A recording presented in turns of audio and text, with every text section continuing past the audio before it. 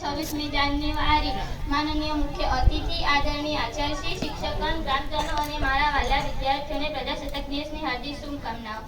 याद रखेंगे वीरों तुमको, याद रखेंगे वीरों तुमको, यह बलिदान तुम्हारा है, यह बलिदान तुम्हारा है। हमको तो जान से प्यारा यह गणतंत्र हमारा है, हमको तो जान से प्यारा यह गणतंत्र हमारा है।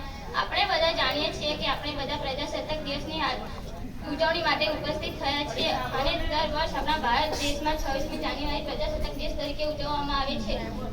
આ વિષય ભારતીય ઇતિહાસમાં વિશેષ સ્થાન ધરાવે છે। મિત્રો, 15મી ઓગસ્ટ 1947ના રોજ આપણો ભારત દેશ અંગ્રેજોની ગુલામીમાંથી આઝાદ થયો હતો, પરંતુ આપણા ભારત દેશનું શાસન વ્યવસ્થા ચલાવવા માટે પોતાનું બંધારણ હતું। તેવામાં બંધારણ સભાનું આયોજન બંધારણ ઘડવામાં આવ્યું અને 26મી જાન્યુઆરી 1950ના રોજ બંધારણ લાગુ કરવામાં આવ્યું। ભારતનું બંધારણ વિશ્વમાંથી સૌથી મોટું લેખિત બંધારણ છે, જેમાં વ્યક્તિની મૂળભૂત હકો અને ફરજો દર્શાવી છે। આ એક જ બંધારણ છે ભારતના બધા જાતિ અને વર્ગના લોકોને જોડીને રાખે છે।